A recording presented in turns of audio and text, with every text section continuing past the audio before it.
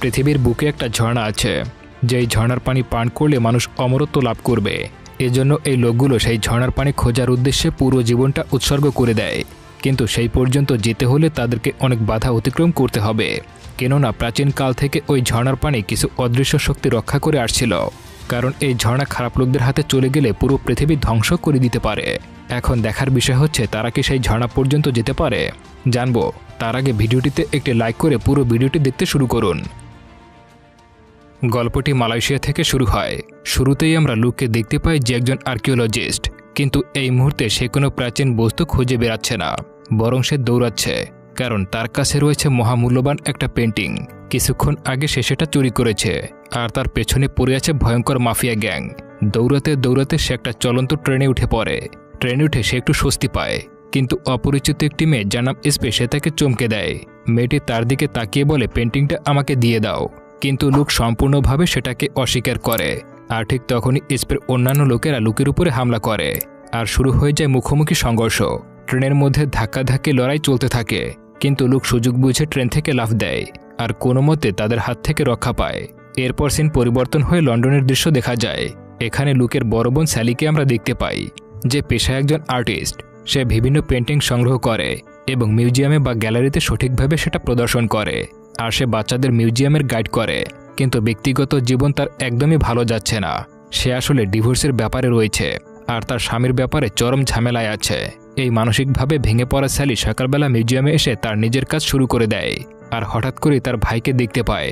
বহু বছর পর তার ভাইকে দেখে অবাক হয়ে যায়। কথায় কথায় লুক তার বোনকে বিভ্রান্ত করে, আর সুযোগ বুঝে একটা মূল্যবান পেন্টিং চুরি করে নেয়। স্যালি দেরি না করে তার পিছু নেয়। মিউজিয়াম থেকে বেরিয়ে দেখে লুক অপেক্ষা করছে একটা দামি গাড়িতে। সে তাকে বলে পেন্টিংটি দিয়ে দিতে, কিন্তু ইতিমধ্যে সেখানে পুলিশ এসে হাজির হয়। পরিস্থিতি খারাপ দেখে লুক তাকে গাড়িতে উঠে বসতে বলে এবং গাড়ি নিয়ে দ্রুত পালিয়ে যায়। আর পুলিশও তাদেরকে ধাওয়া করে। শেষে লুক গাড়িটা বড় একটা ট্রাকের মধ্যে লুকিয়ে রাখে। এতে করে পুলিশদের হাত থেকে তারা বেঁচে যায়। এই ট্রাকে অপেক্ষা করছিল তার আরও দুজন বিশ্বস্ত সহকারী, প্যাট্রিক আর ড্যাপ। লুক সেই পেন্টিংটা প্যাট্রিককে দেয়, আর প্যাট্রিক সেটা পরীক্ষা করার চেষ্টা করে। সে দেখতে থাকে এখানে কোনো ক্লু আছে কিনা, কোনো রহস্য লুকিয়ে আছে কিনা। আর তারা কি খোঁজার চেষ্টা করছে সেটা আমরা সামনেই জানতে পারবো। এই সময় লুক তার বোনকে অনুরোধ করে তার সঙ্গে কাজ করার জন্য। এটা শুধু একটা চুরি নয়, এটা বড় একটা মিশন। কিন্তু স্যালি সরাসরি না করে দেয়। সে বলে, আমি কোনো চোরদের হয়ে কাজ করব না। এদিকে প্যাট্রিক বলে, এই পেন্টিংয়ে কোনো ধরনের ক্লু পাচ্ছি না। আর তখন লুক বাধ্য হয়ে তার বোনকে অজ্ঞান করে দেয়, আর তাকে একটা নিরাপদ স্থানে রেখে আসে। এরপর সে যখন মিউজিয়ামে ফিরে আসে তখন দেখতে পায় চুরি হয়ে যাওয়া সেই পেন্টিংটি আবারও আগের জায়গায় রাখা হয়েছে। তবুও এই ঘটনার সঙ্গে জড়িত থাকার কারণে তাকে সন্দেহ করে কর্তৃপক্ষ, আর তাকে চাকরি থেকে বরখাস্ত করা হয়। এদিকে ইন্টারপোলও এখন লুকের পেছনে লেগে গেছে, আর তারা স্যালিকেও নজরে রাখছে। চাকরি না থাকায় সে তার কাস্টডিতে হারতে বসেছে। এই কারণে সে এতটাই রেগে যায় যে সে লুকের গোপন জায়গায় গিয়ে চিৎকার করে বলে, তুমি আমার জীবনটা একেবারে শেষ করে দিয়েছ। ভাই বোনের মধ্যে আর্গুমেন্ট চলতে থাকে। তবে লুক আবারও তাকে বোঝায়, দেখো, এটা শুধুমাত্র একটা পেন্টিং নয়, আমরা এমন কিছু খুঁজছি যেটা পুরো ইতিহাস বদলে দিতে পারে। এবং তখনই সে মিশনের আসল কথা জানায়। তারা খুঁজে ফাউন্টেন অফ ইয়থ, এক জাদুকরী ঝর্ণা, যার পানি পান করলে মানুষ অমর হয়ে যেতে পারে। শুধু তাই নয়, সে পাবে অসীম ধন সম্পদ। চাইলে সে হয়ে যেতে পারে বিশ্ববিখ্যাত। তাদের সঙ্গে কুইন নামের একজন ব্যবসায়ী ছিল, যে এই মিশনটা স্পন্সর করেছিল। তারা সবাই ফাউন্টেন অফ ইয়থ খুঁজছে। আসলে এই লোকটা অনেক টাকার মানুষ ছিল, কিন্তু সে ছিল ক্যান্সারে আক্রান্ত।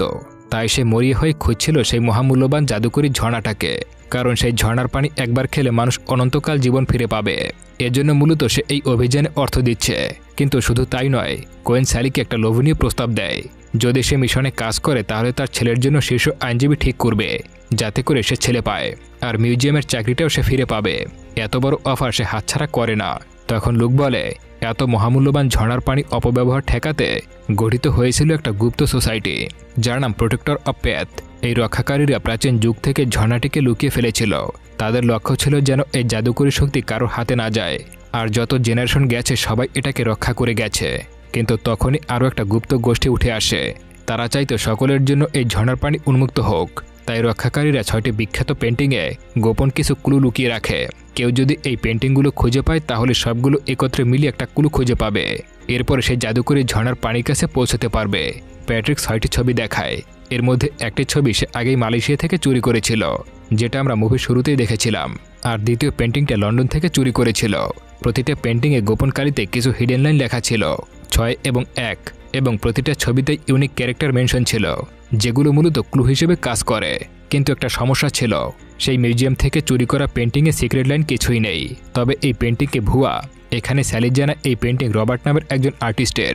তিনি ক্রাইস্টের পেন্টিং হুবহু কপি করতেন, মানে এটা ছিল একটা কপি, এটা অরিজিনাল ছিল না। আর এই জন্যই তাতে কোনো ক্লু পাচ্ছিল না। আর এবার তারা বুঝতে পারে লোক যে পেন্টিংটা চুরি করেছিল সেটা ছিল নকল। ক্লু পেতে তাদেরকে আসল পেন্টিং খুঁজে বের করতে হবে। পরদিন লোক একটা ক্যাফেতে বসে বই পড়ছিল। ঠিক তখনই সেখানে স্পে নামে সেই রহস্যময় মেয়েটি আবারও হাজির হয়। সে বলে, তুমি তো মালয়েশিয়ায় আমার হাত থেকে পালিয়ে গিয়েছিলে, কিন্তু এখন কিভাবে পালাবে? এজন্য বাধ্য হয়ে লোক তাকে বলে, তুমি আসলে কার হয়ে কাজ করো? সেখানে স্পে তাকে বলে, আমি কাজ করি মিস্টার এলডোরের জন্য। আর সে এখন সব জানে, তুমি যেটা খুঁজছো সেটা কোথায় পাওয়া যাবে, কিভাবে পাবে, সবকিছুই সে জানে। কিন্তু আমার কাজ হলো তোমাকে সেখান পর্যন্ত পৌঁছাতে না দেওয়া এবং সেখানে আমার মালিককে পৌঁছে দেওয়া, কারণ এই ঝর্ণার পানি তোমার দরকার না, এটা তার দরকার। এরপরে লোক বলে, ঠিক আছে, তাহলে শর্ত হোক অর্ধেক তোমার অর্ধেক আমার, কিন্তু তার জন্য তোমাকে প্রথমে কিছু কোর্স সম্পূর্ণ করতে হবে।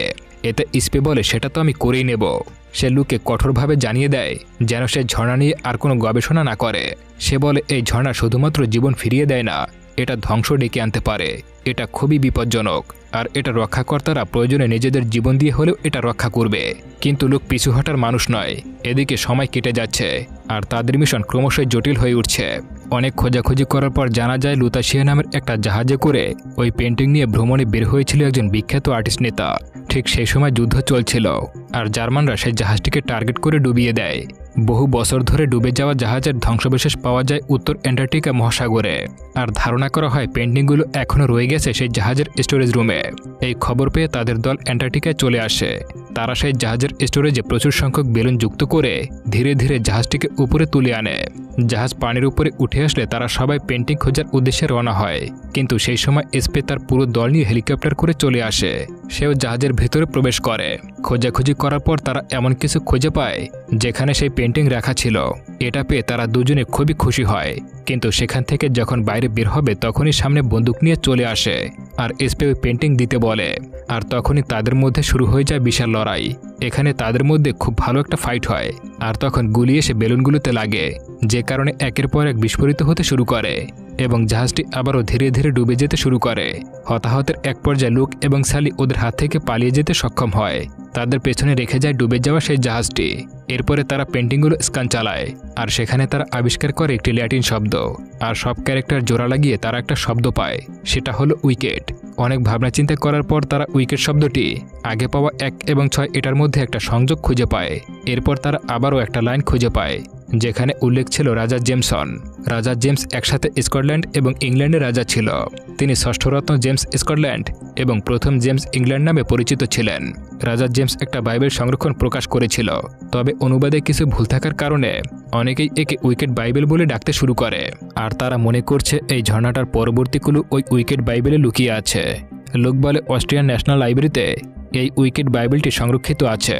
এসব নিয়ে যখন তারা কথা বলছিল হঠাৎ সেখানে ইন্টারপোল এজেন্ট জামাল তার পুলিশের পুরো বাহিনী নিয়ে হাজির হয় আর সবাইকে গ্রেফতার করে ফেলে। তাদের জিজ্ঞাসাবাদ করার সময় সেখানে সেই মালয়েশিয়ান মাফিয়ারাও চলে আসে আর তারা সব ইন্টারপোল এজেন্টদের বন্দুক দেখিয়ে বন্দী করে নেয়। তারা আসলে এই ইন্টারপোল এজেন্টের ফলো করেই এখানে এসেছিল। মাফিয়াদের নেতা চুরি করা সেই পেন্টিংটা তার কাছে চায়। তবে লোক আবারও তার কথা ঘোরানো শুরু করে। লোক বলে, আমি ওই পেন্টিংয়ের সাথে আরও 5টা দামি পেন্টিং তোমাকে দিতে রাজি আছে, কিন্তু তার পরিবর্তে আমার সব সঙ্গীদেরকে ছেড়ে দিতে হবে। আর তারাও রাজি হয়ে যায়। এরপরে তারা তাদেরকে ছেড়ে দেয়। তখন লোক পেন্টিং দেওয়ার ভান করে জামালকে ইশারা করে। লোক গিয়ে অনেক ভলিউমে গান চালিয়ে দেয়। এতে তারা একটু হতভম্ব হয়ে যায় আর এই সুযোগটার কাজে লাগিয়ে ইন্টারপোল এজেন্ট মাফিয়াদের উপরে গুলি চালায় আর লুকও সেখান থেকে পালিয়ে যায়।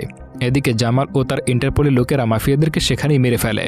এরপরে লুককে খুঁজতে শুরু করে, কিন্তু লুক তার দলবল নিয়ে সেখান থেকে অস্ট্রিয়ান ন্যাশনাল লাইব্রেরিতে চলে আসে। স্যালি তার ছেলে থমাসকে তাদের সঙ্গে সেখানে নিয়ে যায় আর কুইনের সাথে সে একটা ক্যাফেতে বসে অপেক্ষা করছিল। সেখানে তারা সেই উইকেট বাইবেলটি খুঁজে পায়। তারা বইয়ের পৃষ্ঠা স্ক্যান করতে শুরু করে। ঠিক তখনই সেখানে স্পেসে হাজির হয়। লুক তাকে কথার জালে বিভ্রান্ত করতে গেলে স্পে তার দলবল নিয়ে তার উপরে অ্যাটাক করে দেয়। লাইব্রেরির মধ্যে শুরু হয়ে যায় বড় রকমের মারপিট। তবে লুক বড় চালাক ছিল, তাই স্পেকে ফাঁদে ফেলে পালিয়ে সেখান থেকে চলে যায়। এত বড় বাইবেল স্ক্যান করতে অনেক সময় লাগবে, এটা তারা বুঝে ফেলে। এজন্য আরও একটা প্ল্যান করে বাইবেলটা চুরি করতে হবে। ডেভ আর লুক মিলে সেই লাইব্রেরি অ্যাসিস্ট্যান্টকে অজ্ঞান করে ফেলে আর সেখানকার একটা গোপন চেম্বারের নিচে থাকা ড্রোনের সুড়ঙ্গ দিয়ে লুকিয়ে শহর থেকে বেরিয়ে যায়। আর ওদিকে কুইন আর থমাস অন্য একদিক দিয়ে বেরিয়ে যায়। তবে স্পের লোকেরা তাদেরকে ধরে ফেলে। কুইন অসুস্থ থাকলেও একা সবাইকে প্রতিহত করতে পারে। সবাই হোটেলে ফিরে আসে আর একসাথে বসে তারা বাইবেলটা পুরোপুরি স্ক্যান করে ফেলে। শেষে একটা রহস্যময় প্যাটার্ন উঠে আসে বাইবেল থেকে। তারা এই সংখ্যাগুলো নিয়ে রিসার্চ করতে শুরু করে, তবে এটা দিয়ে কি বোঝানো হয়েছে তা কিছুই বুঝতে পারছিল না। তখন ছোট্ট থমাস কিছু একটা লক্ষ্য করে। থমাস বলে এই সংখ্যাগুলো কি মিউজিক্যাল কোনো নোট হতে পারে, কারণ থমাস পিয়ানোতে অনেক দক্ষ ছিল। থমাস সেই সংখ্যাগুলো বাদ্যযন্ত্রের অক্ষর অনুযায়ী বাজানো শুরু করে আর একটা অদ্ভুত গান বাজতে থাকে। আর খোঁজ নিয়ে জানতে পারে এটা একটা প্রাচীন সঙ্গীত। এটা বানানো হয়েছিল সেই সময়ের সপ্ত আশ্চর্যের সম্মানে। এতে তারা বুঝে যায় এটি একটি ম্যাপের দিক নির্দেশনা। এরপর ম্যাপে সেই 6টি ছবি তারা বসায়। আর অবাক করা বিষয় হলো পেন্টিংগুলো সব চিত্রের ক্যারেক্টারের সঙ্গে মিলে যায় সপ্তার্চর্যের 6টি অবস্থানের সাথে। আর সব পেন্টিং মিলে একটা প্যাটার্ন বানিয়ে ফেলে, যেটা শেষ আশ্চর্যের দিক ইঙ্গিত করছিল। আর যেটা ছিল গিজার পিরামিড। এর মানে ওই ঝর্ণাটা সেখানেই আছে। হয়তো এই পিরামিডের কোথাও সেই ঝর্ণাটা লুকিয়ে আছে। অন্যদিকে সিন শিফট হয় ভ্যাটিকান সিটিতে। সেখানে মিস্টার এলডোরের সঙ্গে স্পিকে দেখা যায় আর তাকে বলে লুক বাইবেল পেয়ে গেছে। এবার তারা ঝর্ণার অবস্থান জেনে যাবে। এটা শুনে মিস্টার এলডোর বলে কিছু জিনিস আছে জীবনে ফিক্সড আর তা বদলানো যায় না। কারো ভাগ্যে যদি ফাউন্টেন অফ ইয়থ লেখা থাকে তাহলে সেটা পাবেই। আসল কথা হলো সেই লোকটা ভালো নাকি খারাপ। তুমি এই ত্রিশূলটা রাখো, এটা পরবর্তীতে তোমার কাজে লাগবে। কেন এই ত্রিশূলটা দিল মিস্টার এলডোর সেটা আমরা পরেই জানতে পারবো। লুকের দল কয়েক ঘন্টা পর মিশরে পৌঁছে যায়। তারা জানতে পারে গিজার পিরামিডের অনেক নিচে গোপন চেম্বার ও সুড়ঙ্গ আছে। তার কোনোটার ভিতরে সেই ঝর্ণা লুকানো অবস্থায় থাকতে পারে। কুইন অনেক বডিগার্ড হায়ার করে সেখানে তার নিরাপত্তার জন্য। আর এখন কুইনের ব্যবহার একদম পাল্টে যায়। অন্যদের কথা সে একদম পাত্তাই দিচ্ছে না। এরপর সবাই পিরামিডের একদম নিচের অংশে নেমে যায়।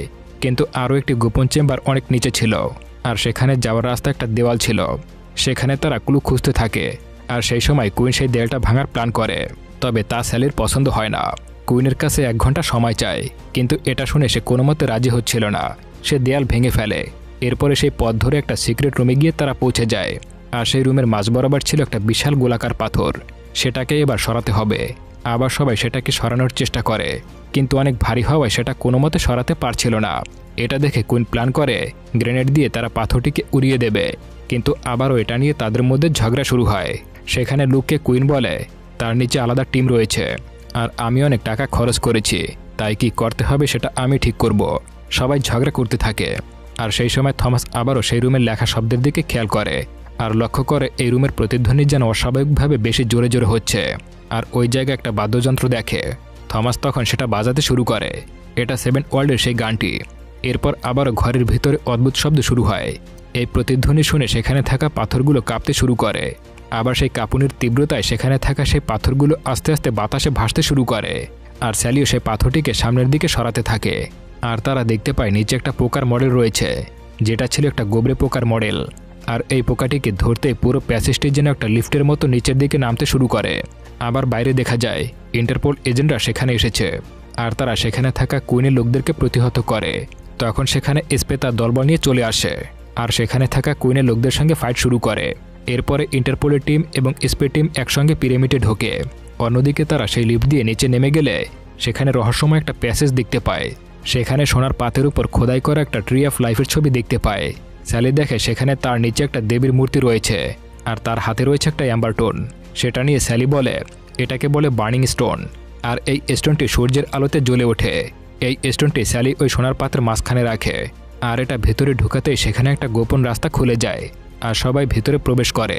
তারা সামনে একটা বিশাল গর্ত দেখতে পায়। মনে হচ্ছে যেন 10 থেকে 12 তলা গভীর। নামার কোনো রাস্তাই নেই। তবে লুক দেখতে পায় ওখানেও একটা গোবরে পোকার মডেল রয়েছে। এরপর সেটা টিপ দিতেই তা সরতে শুরু করে আর সেখানে অসংখ্য সিঁড়ি বেরিয়ে আসে। সবাই সেই সিঁড়ি দিয়ে নিচে প্রবেশ করে। সেখানে গিয়ে চোখের মতো একটা আকৃতি দেখে। হঠাৎ করে সেটা খুলে গিয়ে একটা রাস্তার সৃষ্টি হয় আর এই পথের শেষ দিকে একটা জলাধারা দেখতে পায়। এটা কি সেই ঝর্ণা? কুইন এটা দেখে পুরোপুরি হতাশ হয়ে যায়, কারণ সেখানে খুব অল্প পরিমাণ পানি রয়েছে। সে লুককে বলে খেয়ে দেখো তো এটা সত্যি কাজ করে কিনা। তবে লুক এতে রাজি হয় না। তখন কুইন সবাইকে বলে তার কোনো ক্যান্সার নেই। সে নিজেকে শক্তিশালী আর অমর করার জন্য এই ঝর্ণার পানি পান করতে এসেছে। অন্যদিকে উপরে কুইনের লোকদেরকে জামাল আর স্পে মারতে মারতে সামনের দিকে এগিয়ে আসতে থাকে। এরপর তারাও সেই লিফট দিয়ে নিচে নেমে আসে এদিকে লুক ওই পানি খেতে চাইছিল না দেখে কুইন তাকে গুলি করে দেয় আর হুমকি দেয় বাঁচতে চাইলে ওই পানি খেতে হবে। এজন্য সে বাধ্য হয়ে সেখানে গিয়ে পানি ছুলেই সেখানে পানিতে ভরে ওঠে আর লুকের রক্ত সেই পানিতে পড়লেই পানিতে এক প্রকার শক্তি প্রবাহিত হয় আর সেই পানি লুকের চারপাশে ঘুরতে শুরু করে। আর কিছু সময় পর লুক শূন্যে ভাসতে থাকে, বিদ্যুৎ চমকাতে থাকে সেখানে আর লুকের হাতে উজ্জ্বল এক পানি এসে পড়ে। এটা দেখে লুক যখন সেটা পান করতে যায় সেই জলের ভিতরে সে ভবিষ্যৎ দেখতে পায়, যেখানে স্যালি আর থমাস বুড়ো হয়ে যাচ্ছে আর তাদের দুইজনের শক্তি লুকের মধ্যে চলে আসছে। আসলে এটাই হলো এই পানির ভয়ানক সত্য। অমর হতে হলে প্রিয়জনের জীবন স্যাক্রিফাইস করতে হবে। এই ভয়ানক সত্যি জেনে লুক সেই পানি আর পান করে না। আর সেই মুহূর্তে একটা অলৌকিক ঘটনা ঘটে যায়। লুকের শরীরের ক্ষত আপনা আপনি সেরে ওঠে। সে তার প্রিয়জনের জন্য নিজেকে উৎসর্গ করেছে। সবাই বুঝে যায় এটা একটা পরীক্ষা ছিল যে এই মানুষটি স্বার্থপর নাকি। কিন্তু এটা দেখে কুইনা সহ্য করতে না পেরে ক্ষেপে যায় আর সে আবারও লুকের গায়ে গুলি ছুটতে থাকে। অনেকগুলো গুলি করলেও তার কিছুই হয় না। সেই জাদুকরী ঝর্ণা ফাউন্টেন অফ ইয়থ তাকে আবারও রক্ষা করতে থাকে আর লুকের ক্ষত সারিয়ে দেয়। এসব দেখে কুইন বুঝে যায় সত্যি এই ঝর্ণায় জাদু আছে। আর এবার সে নিজের রক্ত সেই পানিতে ফেলে আর আবারও সেই পানিতে বিদ্যুৎ এসে যায় আর তার চারপাশের পানি ঘূর্ণি দিয়ে ঘুরতে থাকে আর সেও পানিতে ভেসে ওঠে। তার হাতে সেই চকচকে পানি উঠে আসে। সেই পানিতে কুইন এক ভীষণ দেখতে পায়, যেখানে সে ওই পানি পান করে আর অমরত্ব শক্তির অধিকারী হয়ে যাচ্ছে আর নিচে তার অনুরূপ থেকে সে জীবনী শক্তি নিয়ে নিচ্ছে। এসব দেখে সে বিভোর হয়ে যায়। কুইন লোভে পড়ে সেই পানি পান করতে শুরু করে আর তার শরীরের শক্তি আস্তে আস্তে বাড়তে শুরু করে। সেখানে স্পেয়ার জামাল এসে পৌঁছে যায়, দেখে কুইন সেই জাদু পানি পান করছে আর সে আস্তে আস্তে শক্তিশালী হচ্ছে। কুইন বুঝে যায় তাকে যে কোনোভাবেই থামাতে হবে। সে ওই ত্রিশূলটা বের করে যেটা মিস্টার এলডোর তাকে দিয়েছিল।